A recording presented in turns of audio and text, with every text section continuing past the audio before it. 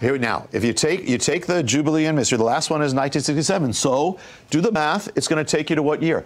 2017. Anything significant having to do with Israel, Jerusalem?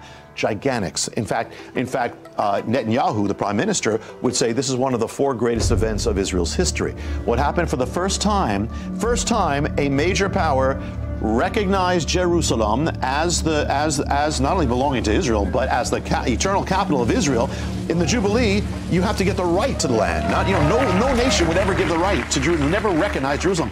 But it happened with President Donald Trump, where he issued the Jerusalem Declaration after amazing. So that's why you call him the Trumpet Man. Well, let me tell you. Think about this, how amazing God is. You talked about names, and think about this. And what happens in the year of Jubilee? Well, who was the last central figure? It was that rabbi who blew that shofar, right. And his name was Rabbi Horn. Well, what does President Trump is the central one? What does his name mean? It means the trumpet blower, and the trumpet. So here, get this, on the year of Jubilee, 2017, the Jubilee focuses on the trumpet.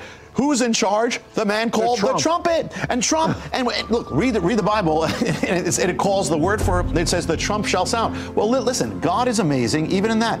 When did Trump come to power? In the year of Jubilee.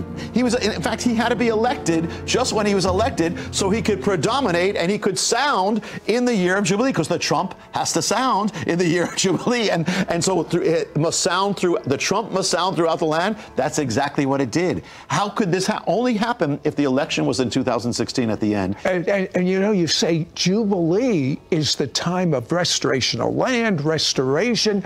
And under President Trump, he's restored our military, he's restored our economy, he's restored our jobs. He's done so much restoration. I've never seen so much. Well, and look what happened by what you just said. The Trump, according to Jubilee, the Trump has to sound, then you have restoration.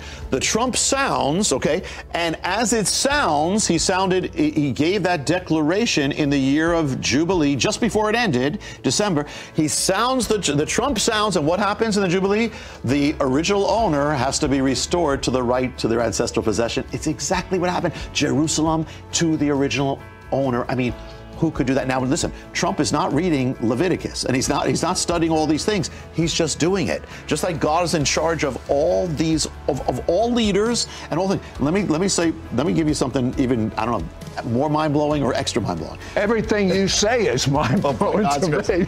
Well, Sid, we talked about, we're going to bring that together with the names and the point. There's an appointed word. I looked at, Trump was born on a Friday. He's born on the Sabbath. That eve, there was a scripture proclaimed throughout the world. Every synagogue in the world was that same scripture called the Parsha. Appointed from ages past. So what was the scripture? The scripture is the only scripture in the entire Bible that speaks of the producing of the trump. You shall make the trump.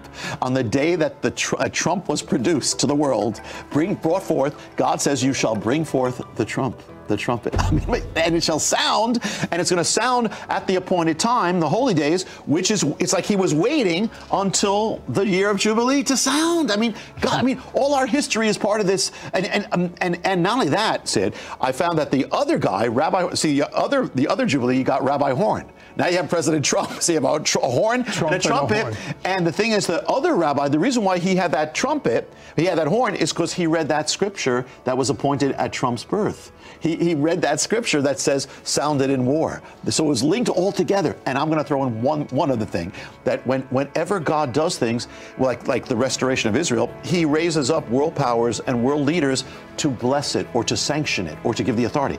Well, it's always a world leader. Cyrus, world leader. He sanctions that first return. Balfour, Lord Balfour and the British Empire, they sanction the other return. Truman, which we could get into. Truman is the other world ruler who sanctions Israel's rebirth. And then Trump, world ruler. So it's world ruler, always world ruler. Trump is the trumpet, but his first name is Donald. What does it mean?